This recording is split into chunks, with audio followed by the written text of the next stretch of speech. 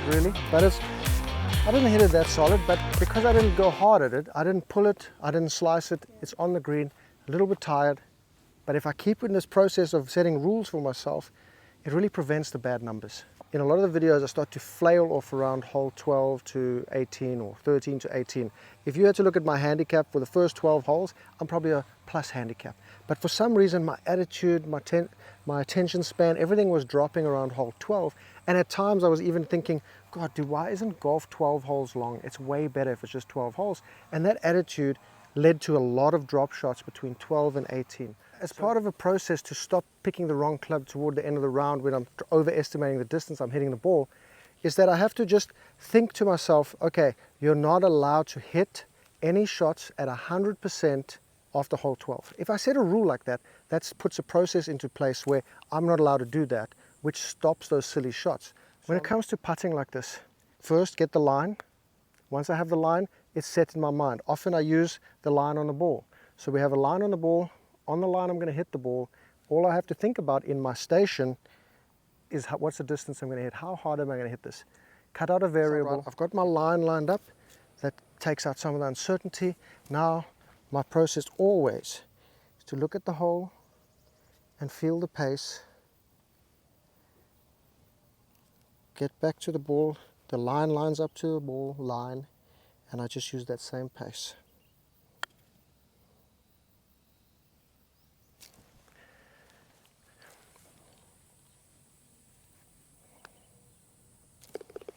Part of the process is having a rule, and sometimes later in a round I find that I try go for par 5s in 2.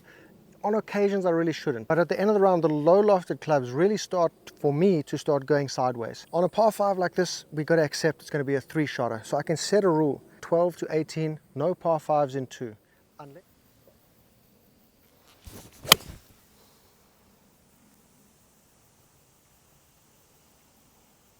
Round can add another rule: avoid hazards at all costs. Just keep the ball in play. Another part of my process is to work back from the green. I've got 250 yards. I'm going to hit myself a 6-iron. It could go about 170 yards. It's going to leave me a nice, comfortable 80-yard pitch with my sand wedge, which is what I like.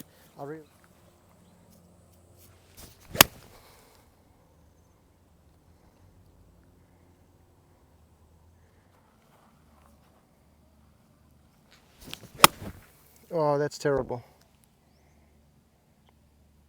Now generally my process around the greens is to putt as much as possible. It's not a bad play here, but we have elephant grass. If you have fine grass, I'm happy to hit it through that grass. But with elephant grass, it's like Velcro, it could just get stuck. So I'm going to hit a 56 degree, land it on the downslope and let it get there. Now for me, especially when I'm tired, I can go back to being very handsy, very lazy. So I have to remember titties to the target. So if I remember titties to the target, I'm going to continue to rotate through the ball and not chunk it, which is what I get very scared of when I'm tired. So if I stay titties to the target, that's my process, titties to the target, I hit a good shot. But if I don't do titties to the target, I duff it.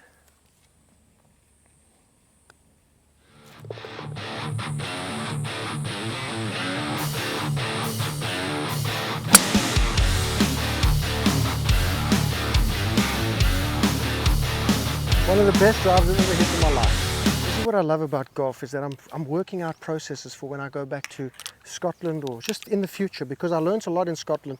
I played a few days of 36 holes and I drove between towns at night. I was driving 45 minutes to play golf, finishing at 9 p.m, quite tired. So I'm learning here, even to hit a driver could be a good solution for the end of the round, for when the irons and my usual reliable clubs are going off the boil. Hit a great driver there, nearly hit it on the green. We're in a bunker. The process with putting, we can read this putt as much as we want. Usually your first read is pretty good. From there on, you're trying to read to miss. You're trying to find a way to miss. Let's just go with what we thought, a hole and a half left. Just trust that, get the pace right, let's make the bird. Oh, pace is a bit too strong, that's the only thing. Pace is a bit too strong, that's the only thing. Oh well. Now one of the rules I like to put on myself is approaches on par 5s for 2. I'll often say if I can't reach there with a 7 wood or a 6 iron, those are my 2 maximum clubs, I'll just break it up into 2 shots. So an easy way on par 5s to even take that decision out of your mind is to hit a shorter club that forces you to hit 2 more shots. So you hit the green in 3 shots. I'm going to hit a driver up here and I'm going to hit a 4 iron and see what's the difference.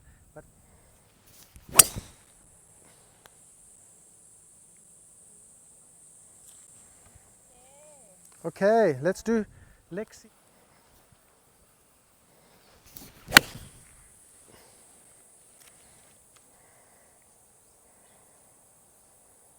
Potentially the worst strike of my life, 2 inches fat. So I hit a very bad one, and sometimes it's going to happen. You're going to hit bad, but it's in play.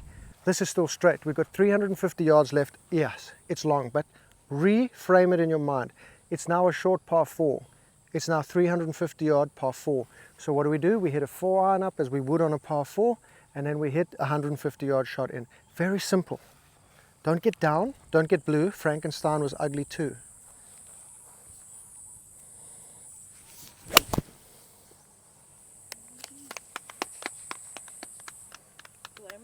Thank you. We've hit the driver. We've given ourselves 250 into the green. That's a very tempting distance. And of course, my ego is starting to come out because it's the end of the day. We're not thinking clear. We've got 250. Oh yeah, look at this. A beautiful low fade with the 3 iron. Carry that bunker, roll it up to the green. And this is where we fall apart. We start to make irrational decisions instead of thinking real clear. Now, if I think real clear here, I just hit something over this bunker in front of me and another wedge on. But this is what can happen. Sometimes you can be lucky and hit a good shot, but a lot of the time now I've put myself in a 50-50 position on what decision to make. I'm going to go with a 3 iron and let's see what the result is.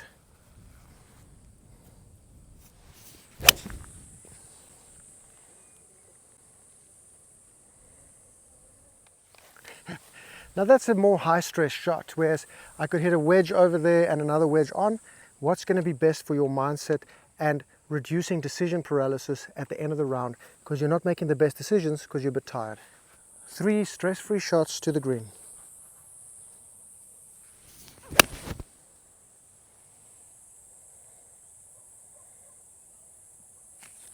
Beautiful.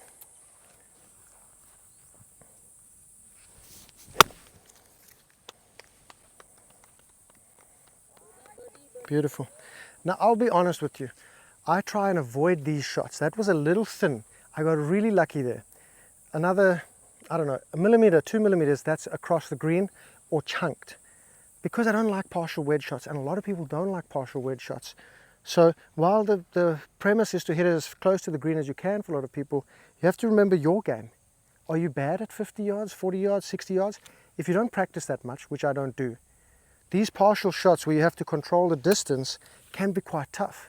Whereas if you have a confident shot further back or closer, you have to play to those distances. The comfort and the confidence level is so much better when you stand over a ball and go, hey, I know this shot. And a lot of us have 5 or 6 shots in our arsenal inside 100 yards that we can rely on. Play to them. Okay, that's a good putt. Now the gambler's illusion, or whatever they call it, I don't care. You can use any delusion or illusion you like that helps you. Part of your system needs to be reframes that can be true or untrue. If this is 50-50, 1 and 2, and I miss 1, it means I'm due the next one. If I miss 2, I'm definitely due the next one.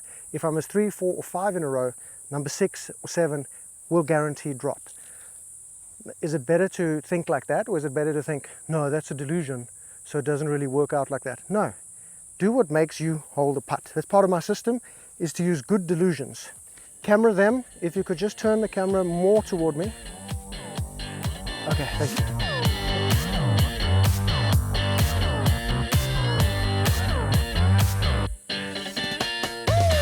That's it. And then, the part of that delusion, I made that one, I've forgotten about it. The next one, I'm due. Oh wait, I've got to make that putt. At the end of this, we get a long par 3. There may be a long par 3. You've got wind into you. You're like, how the hell am I going to play this hole? Just think about it in the moment. It's 210, 220, 200 into the breeze, 2 clubs, 3 clubs. You don't even have a club that goes that far. Okay, it's just a par 4. If I get up and down and get lucky, I make a 3. That's what I had to do with a mindset shift. And that's what you do at the end of the round when you start to fail a little bit mentally. So we're going to hit something more toward the left side, take that bunker out of play. If it's a long putt on the green, cool. If I miss it a bit left short, chip it up. You'll notice.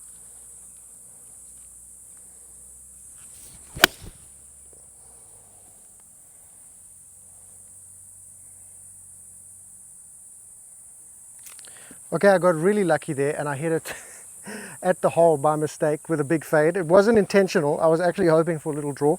So let me show you the safe shot.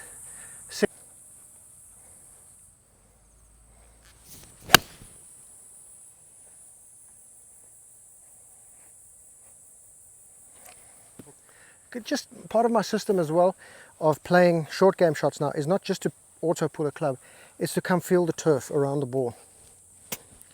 See, it's very soft, quite grainy grass. We've got to feel which one's going to be. This one seems to go through the turf better, the 56. So we have to keep cognizant of that. Don't just go hit silly shots. I picked this up in Scotland as well to test the surface first.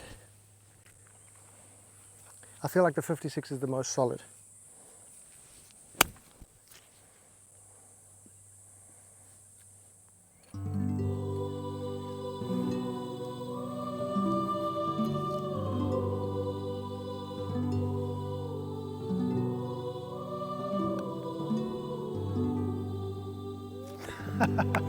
That's a par, girl. Now we've got 406 yards on this final hole. I'm going to see 2 different things to prove to myself what I should do in the future. And we've got a bunker in the way there. So I have a very tight gap on the left to get the ball into, otherwise I'm in the bunker. And if I don't hit a driver, I can keep it short of that bunker, leaving a very beautiful approach shot. You also don't want to get yourself into overthinking, okay? Sometimes you can believe that you're doing a process, but you're overthinking, talking yourself out of the shot you should be playing. How are you feeling on that day? Now the driver to me is not the most comfortable, but I'm going to try it.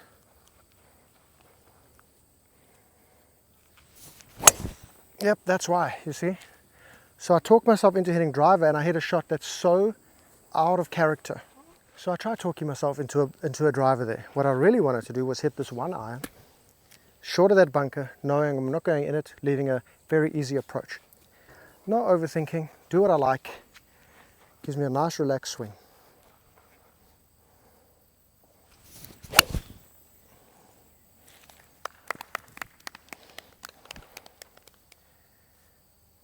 Now the commitment and the confidence, look at the difference it made. First one I hit some shuri with the driver, I'm hitting number 2 from there, maybe dropping, and the one I really wanted to do puts me in a great position. Don't talk yourself into bad shots. So we've missed that bunker, kept short of it, which is beautiful. Being in that bunker, hitting all the way through the sand, over the sand to the pin from 80, 90 yards is not great. This is a much nicer shot. We've got 154 up the hill a little bit. Now, gauge your conditioning. Can you still hit your clubs the same distance as the beginning of the round? If not, you have to club up. I'm going 8 iron here from 154. Normally I'd hit a 9, just because I think I might be fading with strength.